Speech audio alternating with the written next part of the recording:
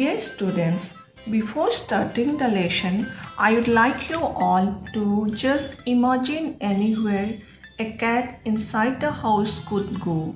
On, near, behind, under, inside, etc. Isn't it?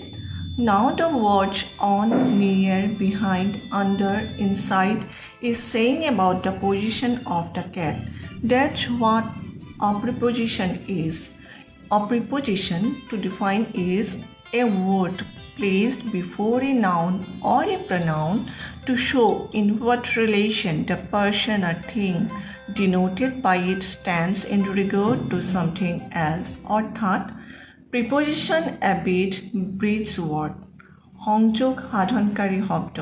ইয়াক noun বা প্ৰনাউনৰ আগত বহুৱাই এইবোৰৰ লগত আন শব্দৰ সম্পৰ্ক দেখুওৱা হয়।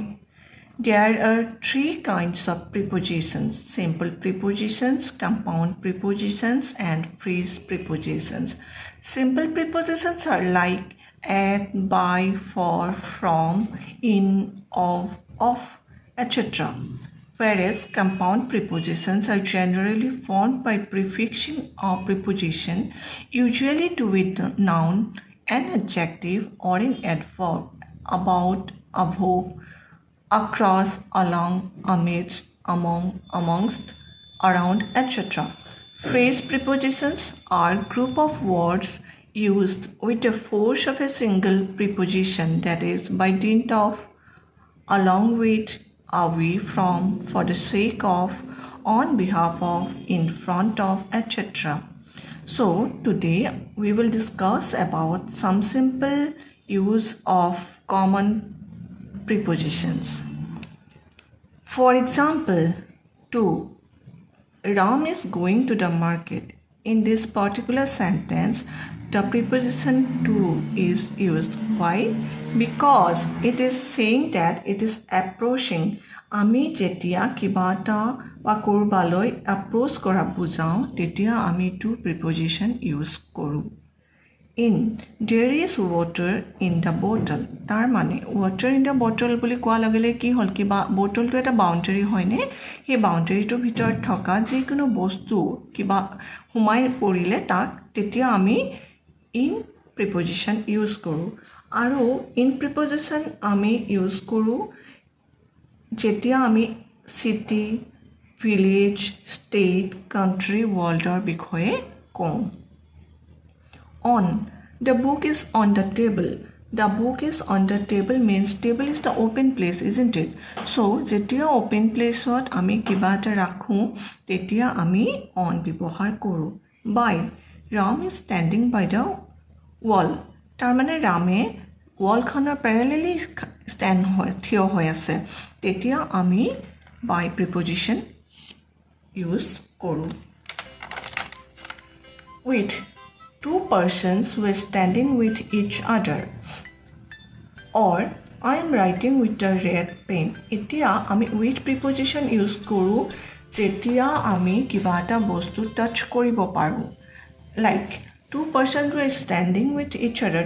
That means they can touch each other. Or I am writing with a red pen means I am touching the red pen, isn't it? By, Simran is standing by the wall, that is standing parallel to the wall. Along, he is walking along the bank of the river. That means he is walking along the bank of the river. ৰিভাৰখনৰ কাষেৰে তেওঁ খোজকাঢ়ি গৈ আছে। Since he has been studying since 6 o'clock. That means when the time is fixed, যেতিয়া fixed timeৰ বিষয়ে ক'বলৈ যাওঁ আমি তেতিয়া since ব্যৱহাৰ কৰোঁ। For, he has been studying for 3 hours. Or I bought this pen for ₹50. When we are saying about duration or unit, then we use the preposition for. Up, the cat is climbing up the tree. ওপৰত উঠা পজিশ্যনটো বুজাবলৈ গ'লে আমি up use কৰোঁ। Upon, the cat jumped upon the table.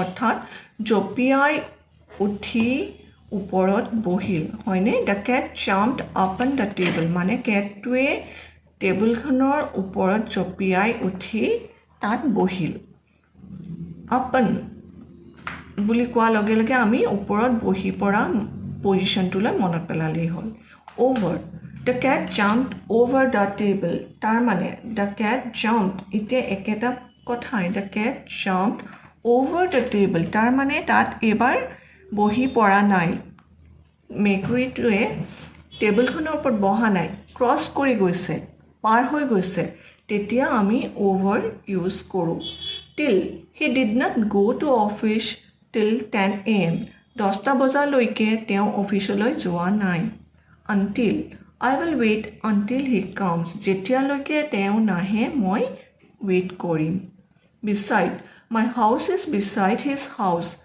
Date is nearby মানে কাষত থকা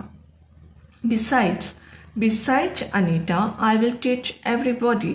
Anitaৰ বাহিৰে মই আন সকলোকে পঢ়ুৱাম Between divide the oranges between Ram and Ravi. Between কেতিয়া আমি ব্যৱহাৰ কৰোঁ যেতিয়া দুজনৰ মাজত ভগাই দিম Among divide the oranges among the boys. দুটাতকৈ অধিকৰ ক্ষেত্ৰত যেতিয়া আমি ভগোৱাৰ কথা কোৱা হয় তেতিয়া among বুলি কওঁ I tried to explain some of the simple uses of prepositions. Hope you understood. Thank you.